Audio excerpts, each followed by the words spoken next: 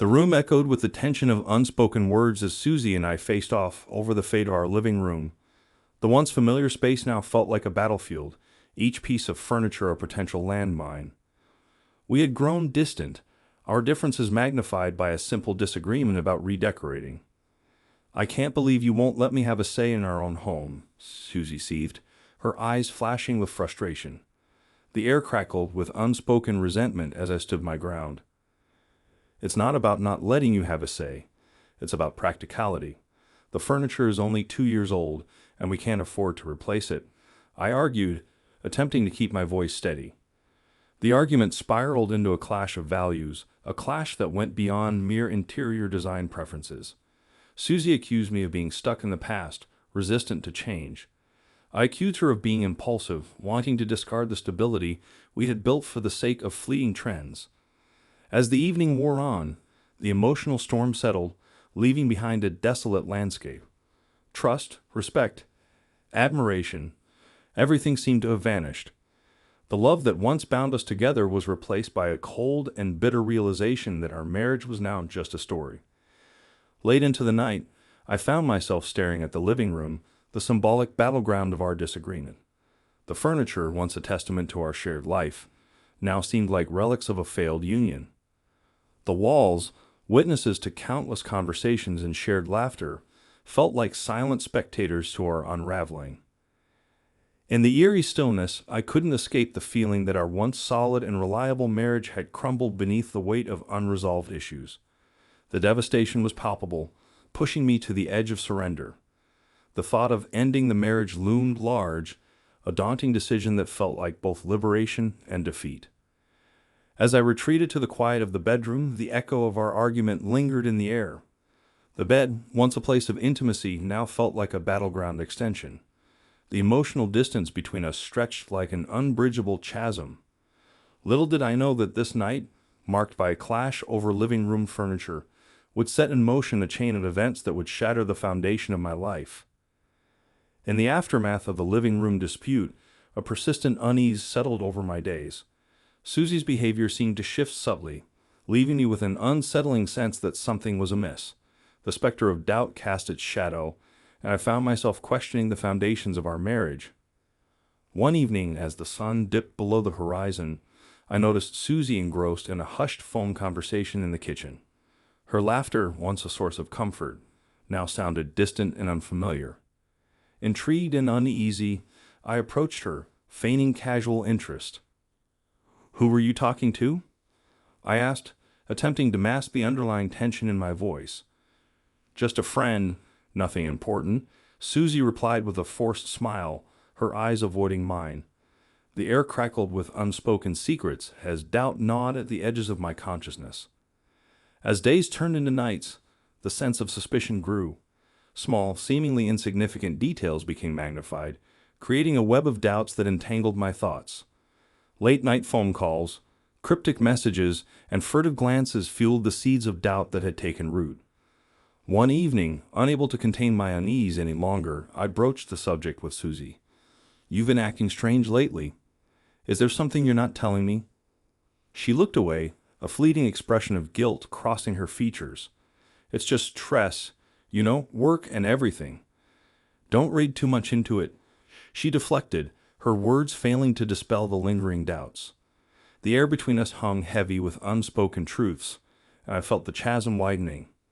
As I tried to bury my suspicions, a rival named Ezra emerged on the periphery of our lives. A charismatic figure in our community, he had once been a mere acquaintance, but his sudden presence fueled my insecurities. One evening, I overheard Susie talking to a friend about an upcoming event where Ezra would be present. "He's just a friend," she insisted when I questioned her about it, but the unease lingered. The seeds of doubt had taken root, and the landscape of our marriage became increasingly treacherous. Little did I know, this vague sense of foreboding would lead me down a path of painful discovery, unraveling the threads of trust that had once bound us together.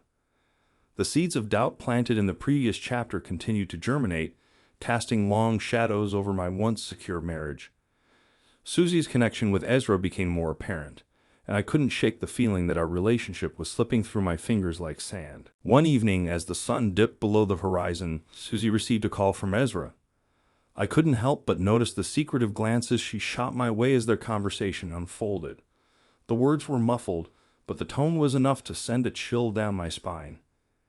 After she hung up, I confronted her with a growing sense of urgency. "Who was that?" I asked, my voice tinged with a mixture of anxiety and frustration. "Just a friend," she replied nonchalantly, her eyes avoiding mine. The air thickened with unspoken truths as doubt intensified its grip on my thoughts. Unable to shake off the unease, I decided to follow Susie discreetly, a desperate attempt to uncover the truth that lay beneath the surface. Little did I know that this decision would thrust me into the heart of a clandestine meeting that would unravel the carefully woven fabric of our marriage. The night was shrouded in darkness as I trailed Susie to a dimly lit spot, where she met Ezra. Hidden in the shadows, I overheard their conversation, like a silent witness to the betrayal unfolding before me. "You can't keep doing this, Susie. We need to be more careful," Ezra cautioned, his voice a low murmur that carried the weight of shared secrets. Susie's response was equally hushed, her words a mosaic of guilt and desire. "I know, but I can't let go." "Not now," she confessed, her vulnerability exposed in the dimly lit alley. As they parted ways, Susie turned to Ezra, her eyes searching for reassurance. "We'll figure this out, Ezra. I promise," she whispered, sealing their secret with a promise that sent shockwaves through my already shattered heart. In that moment, the cloak of shadows lifted, revealing a truth I was unprepared to face. My suspicions were confirmed, and the pain of betrayal cut deep. The unraveling of our marriage had transitioned from whispers of doubt to a deafening roar of heartbreak. The shadows that once concealed the truth were now etched into the fabric of our shared history, forever changing the course of our lives. As the truth of Susie's betrayal gnawed at my conscience, a storm of emotions raged within me.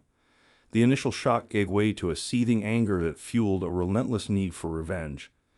The pieces of a vengeful plan began to take shape, a desperate attempt to regain control over a life that had spiraled into chaos. One evening, as the weight of my discovery pressed heavily on my shoulders, I sought solace in a dimly lit bar. The air inside was thick with the scent of regret, and the flickering neon lights seemed to mirror the tumultuous path ahead.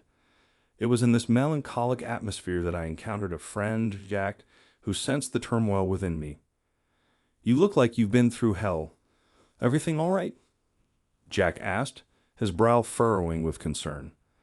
I took a swig of my drink, the bitterness mirroring the bitterness of my situation. "Nothing's all right. Susie's been cheating on me, Jack. I can't just let it slide."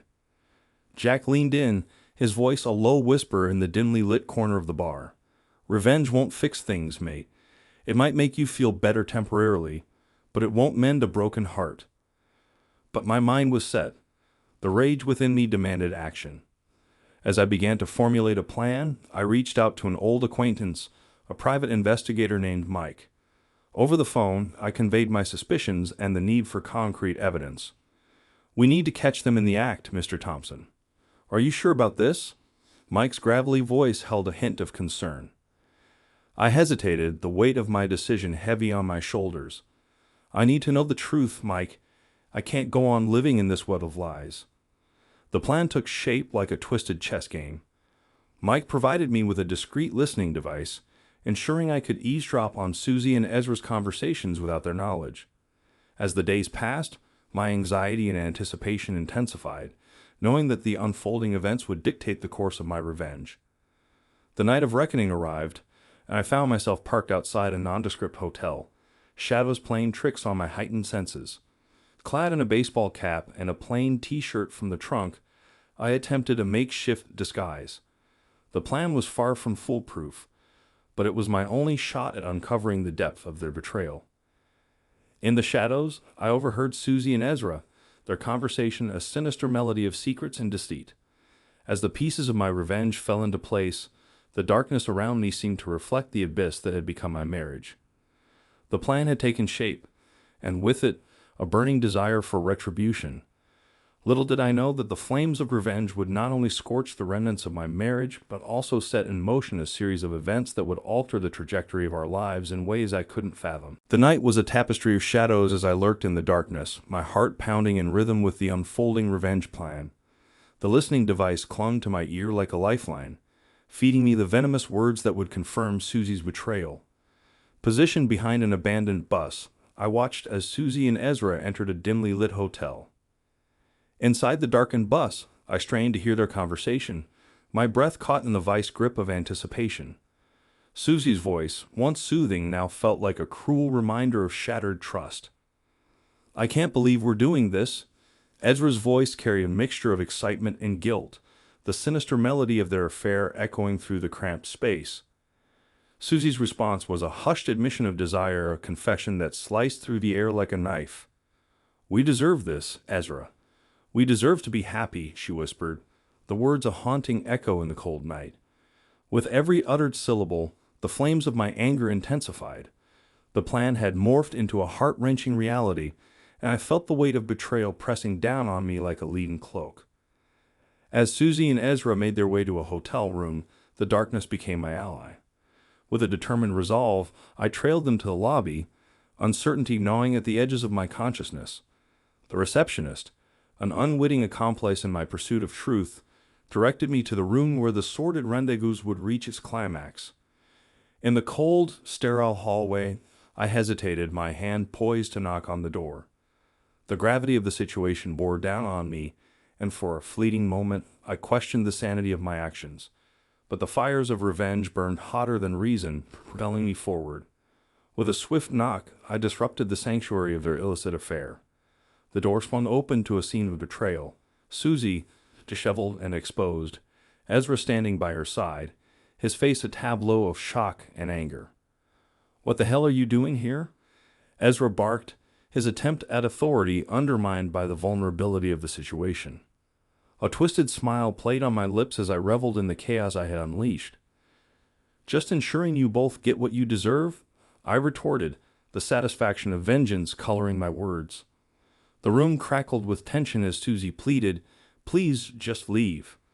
We can talk about this later." But the fires of my retribution raged unchecked. With a forceful slam, I shut the door, the safety chain snapping like the last vestige of our shattered marriage. Outside the room, the echoes of Susie's pleas were drowned by the roar of my own anger. The flames of a fiery vengeance had consumed the remnants of our love, leaving behind a smoldering ruin. Little did I know that the inferno I had ignited would cast long shadows, each flickering flame a testament to the irreversible damage inflicted on our shared history. The plan had unfolded with ruthless precision, and the aftermath would be a bitter pill we would all be forced to swallow. The aftermath of my fiery vengeance unfolded with a swiftness that left me grappling with the consequences of my actions. As the embers of the hotel room confrontation still smoldered in my mind, the cold reality of legal trouble encroached upon me. The next few days were a blur of flashing lights and stern-faced law enforcement officers. Handcuffed and led away from the scene of my revenge, I found myself behind bars, a captive to the consequences of my desperate pursuit of truth. Inside the stark confines of the holding cell, I sat with a heavy heart, reflecting on the path that had led me to this desolate moment. The air was thick with the stench of regret, and the clang of metal bars echoed like a mournful dirge. A fellow inmate, hardened by the trials of his own choices, eyed me with a mix of curiosity and indifference. "Trouble with the missus?" he grunted, breaking the silence that had settled over the cell. I nodded, the weight of my guilt etched across my face. "You could say that," I replied, my voice a weary whisper. The inmate chuckled, a bitter sound that resonated with the harsh truths of life behind bars. "We've all got our reasons for ending up here. Some just wear their mistakes on the outside," he mused, a wisdom born from the crucible of experience. As I navigated the complex legal proceedings, I found solace in brief conversations with my court-appointed attorney. "You know, revenge rarely brings the closure people seek," she remarked, her gaze penetrating the walls I had erected around my pain. What choice did I have? I had to expose the truth, I retorted, my words laced with the bitterness of regret. The attorney sighed, a gesture that spoke volumes about the complexities of human emotion. Truth has a way of revealing itself, but the path you've chosen has consequences. You've burned bridges that may never be rebuilt, she cautioned, a sobering reminder of the irreparable damage wrought by my actions. As the legal proceedings unfolded, I discovered that Ezra, too, faced a reckoning of his own. The rumors of his misfortunes, whispered through the cold metal bars, hinted at a life unraveled by the consequences of our shared betrayal. In the quiet moments of reflection within the confines of my cell, I began to grapple with the true cost of my vengeance. The flames that had consumed the remnants of my marriage had left behind a smoky haze, obscuring the path to redemption. Behind bars, as the days stretched into an interminable blur, I pondered the painful truth that revenge, no matter how justified it may seem, exacts a toll that often extends beyond the immediate reckoning. The embers of my actions continued to smolder, casting shadows over the road ahead, a road fraught with the uncertainty of a life forever altered by the pursuit of a bitter truth. The sterile walls of the prison cell enclosed me, a confining backdrop to the inner turmoil that raged within. Days turned into nights as I grappled with the solitude, each passing moment a relentless reminder of the consequences of my quest for vengeance. In the cold and unforgiving quiet of my confinement, I found myself engaged in sporadic conversations with fellow inmates. One evening, as the flickering overhead light cast long shadows across the narrow corridor, a weathered man named Carlos approached. "You look like you're carrying the weight of the world on your shoulders, amigo," Carlos observed, his eyes reflecting a hardened wisdom earned through years behind bars. I sighed, the burden of regret heavy in my chest. I never thought it would come to this. All I wanted was the truth. Carlos chuckled, a sound laden with both sympathy and cynicism. "Truth is a slippery thing, my friend. Sometimes we chase it only to find ourselves drowning in the consequences." His words lingered in the air, a poignant reminder of the complex tapestry woven by the choices we make. As Carlos shared the details of his own journey, I began to understand the gravity of my situation beyond the confines of my own pain. The prison psychologist, Dr. Martinez, became a reluctant confidant during our sessions. Her probing questions unearthed layers of my psyche, exposing the vulnerabilities that had driven me to the precipice of vengeance. Revenge often stems from a deep well of hurt. Do you think exposing the truth has brought you the closure you sought? Dr. Martinez inquired, her gaze penetrating the emotional barriers I had erected. I hesitated, my gaze fixed on the sterile tiles beneath my feet. I thought it would, but now I realized that the truth came at a cost I hadn't fully considered. She nodded empathetically, her insights cutting through the fog of my conflicted emotions. Closure, my dear, often requires forgiveness, even if it's for oneself. Until you can reconcile with the choices you've made, the path ahead will remain obscured. As the days stretched into weeks, the routine of prison life became a monotonous rhythm. In the quiet moments, I reflected on the collateral damage of my actions, the embers of revenge casting long shadows over the ruins of my life. Through the narrow slit of a window, I glimpsed the outside world, a stark contrast to the sterile confines of my cell. The distant hum of life beyond the prison walls served as a haunting reminder of the freedoms I had sacrificed in pursuit of a bitter truth. The chapter of captivity unfolded with a sobering realization. The pursuit of revenge had not only imprisoned me physically, but had also shackled my spirit in the chains of remorse. Little did I know that the shadows of reflection would pave the way for the next chapter, one that held the promise of redemption or the continued descent into the abyss of my own making. The prison walls, once a cold and indifferent witness to my struggles, held me captive as I grappled with the fallout of my actions. As the days unfolded, I faced the harsh reality that the pursuit of truth had severed more than just the ties of my marriage.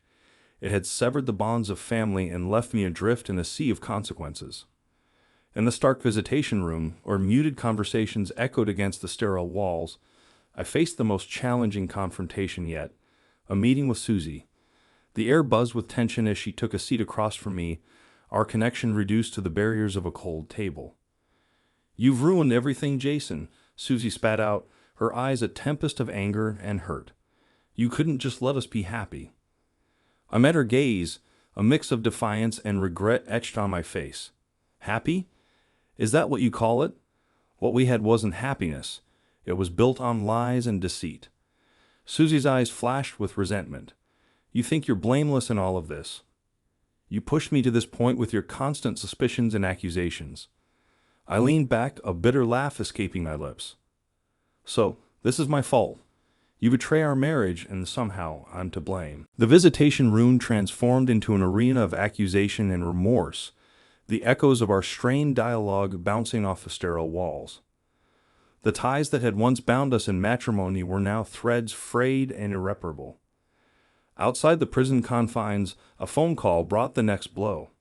It was my daughter, Emma, the one person I had hoped to shield from the wreckage of my choices. Her voice trembled through the receiver. Dad, I can't do this anymore. The whispers, the judgment. It's too much. Emma confessed, her words a painful admission of the collateral damage wrought by my quest for revenge. I swallowed hard, the weight of my daughter's anguish settling heavily on my shoulders. Emma, I never wanted this for you. I just wanted the truth. Her response was laced with bitterness. Well, congratulations, Dad. You got your truth, and now we're left picking up the pieces. The severed ties of family hung between us like an unbridgeable chasm. As Emma's words faded into the sterile silence, I confronted the realization that my pursuit of justice had cost me the very connections that once defined my life. Back inside the prison cell, the solitude felt more profound than ever. The echoes of severed ties reverberated through the narrow confines, a haunting reminder of the choices that had brought me to this desolate point. In the cold, stark quiet of my solitude, I reflected on the profound cost of revenge, a cost measured not only in legal consequences but in the shattered relationships that lay in its wake. The chapter of severing ties unfolded as a testament to the irreparable damage wrought by the pursuit of a bitter truth.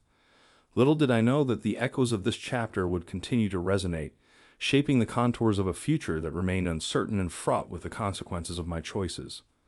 The prison days stretched into an agonizing continuum, each one a reminder of the irreversible consequences of my actions. As I navigated the labyrinth of legal proceedings and introspection, a profound sense of closure beckoned, one that promised either redemption or a continued descent into the abyss of my own making. The prison psychologist, Dr. Martinez, became a steady presence in my journey toward resolute closure. In one of our sessions, she probed the recesses of my conflicted mind. Jason, closure often begins with self-forgiveness. Have you come to terms with the choices you've made? Dr. Martinez asked, her gaze a steady beacon in the dimly lit room. I sighed, the weight of my guilt palpable in the air. I thought exposing the truth would bring closure, but it feels like I've unleashed a cascade of pain. She nodded, her empathy a balm to my wounded soul. Closure isn't an immediate destination. It's a journey fraught with self-reflection and acceptance. Only then can you truly find peace. As the legal proceedings reached their zenith, news reached me of Ezra's departure from town, his life unraveling in the wake of our shared reckoning. The irony of his escape, a stark contrast to my own captivity, wasn't lost on me. One day, as I sat in the prison yard, a fellow inmate named Carlos approached, a newfound camaraderie forged through shared struggles. We all pay the price for our actions, amigo. The key is whether you let it break you or make you stronger. Carlos mused, his words resonating with the wisdom of a man who had weathered the storms of regret. Our conversation lingered on the theme of redemption, a concept that felt elusive in the unforgiving confines of prison. Redemption isn't about erasing the past, it's about building a better future, Carlos affirmed, his gaze fixed on the distant horizon beyond the prison walls. The prison chaplain, Father Rodriguez, offered a different perspective on the path to resolute closure. Forgiveness is a journey of the heart, my son. It begins with forgiving yourself, then extending that grace to others. In my newfound solitude, I grappled with the complexities of forgiveness, a journey that demanded both humility and a willingness to confront the shadows of my own mistakes. As the legal proceedings reached their conclusion, the day of my release dawned with a mix of trepidation and hope. The prison gates opened, releasing me into a world forever changed by the echoes of my choices. Outside the prison walls, I stood face to face with Emma, the ties that had once been severed now hanging fragile and tentative between us. Dad, I don't know if we can go back to how things were, Emma confessed, her eyes mirroring a blend of pain and uncertainty. I nodded, a resolute acceptance of the reality that awaited me. I don't expect things to be the same.